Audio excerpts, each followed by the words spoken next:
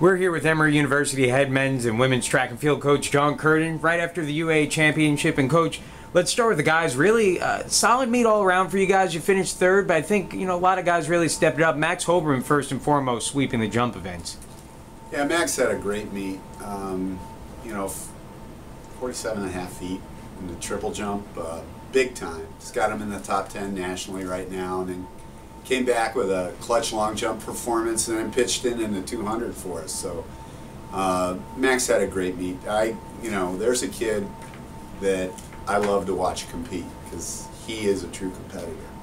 You guys also, I thought, made some real strides in the men's distance events as well. You scored some points there, and seemed like that was a real step forward for you guys as well this meet. Distance guys came up in a big way. Our distance medley relays, really came to the fore, and all the way across the board, all four guys really pitched in, ran tough.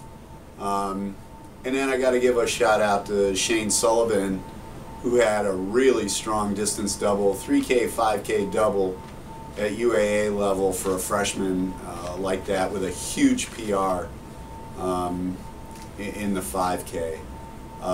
Just kudos to that kid, because that is not an easy double to pull off for a veteran, let alone a freshman.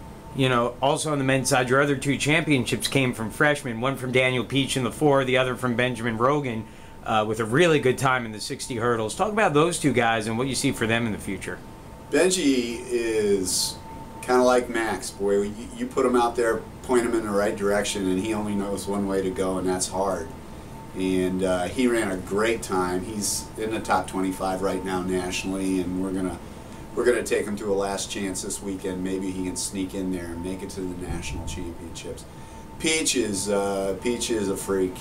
He can lay it out there in the 400. Both he and Adam Rabushka going under 50 seconds on the University of Chicago track, going 1-2 in the 400 was huge for us. Got us a lead late in the meet, and we looked at like it might hold up for a little while, but we just came up a little bit short. Yeah, let's switch gears to the women's side now and start with this. Katie Wilson winning the high jump. That almost felt like something that was 4 years in the making for her, and I imagine as a coach, something you're pretty proud of that she was able to pull that one off this week. I couldn't have been happier for Katie, because Katie has labored long and had her ups and downs, but she jumped perfectly on Sunday, and it was a real testament to her preparation. She's the consummate competitor. She jumped clean through all the heights, and that was the difference in bringing her the championship. And a PR at 5'4 1/4, and she's knocking on the door for a national qualifier as well this week. Yep. Now, the other person stand out, especially as been the case for the last couple meets, Electra Korn. 3 tough events, wins the 400, and then gets all UA honors in the 200 and the 60 hurdles. Not easy to perform in all 3 of those events, let alone get all UA honors in all 3 in a championship. Well, she's our horse, and that's who we tie our wagon to, and she dug down and competed hard for the team in some events that aren't her stronghold. But in the quarter, she showed she's just dominant. 57.39 on that track is amazing. And Electra is all into track and field, and we're looking for big things out of her at the national championships in 2 weeks. I know she's looking for it as well. You had a couple of freshmen on the women's side in the throws as well, Zoe Fowler in the weight throw, and then Cora Drefts in the shot put. Both did really well out there for you for their first UAA meets.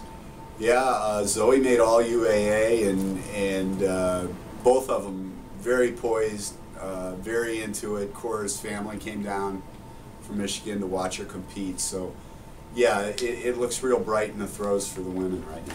And then one other quick note, Julie Williamson, she's been great all year for you guys. Probably the toughest event to run in the conference is that women's 800, and she had a real nice time, especially in the prelims. Yeah, Julie was battling a bug during the week, and she couldn't come up with us as a team. She was a finalist for the Sonny Carter Scholarship, which I'm proud to say that she was awarded. She had interviews on Friday, so she got up there in time to compete, and ran a very good preliminary round, but was a little spent by the time she got to the finals. Julie's less than a second out of what it's going to take to make it to nationals. She's been picture of consistency all year, and there's nobody I'm pulling for more than Julie. Well, let's talk about this upcoming weekend now. I believe Wisconsin, Stevens Point for you guys this week. Big meet to try to get everyone qualified coming up for the NCAAs in 2 weeks. Talk a little bit about who you're taking, what you expect, and what you're looking for this weekend. Well, we're taking 15 kids. It's probably the largest group we've taken to a last chance in a long time. We're going to run the men's DMR and both the 4x4s. They're all knocking on the door. Women are hanging in there tough right now in a qualifying spot, but we know as well as everybody else does that everybody who's close is loading up this weekend and giving it another shot. Benji's going to go for it in the hurdles. Caitlin Cheeseborough's going to hurdle as well.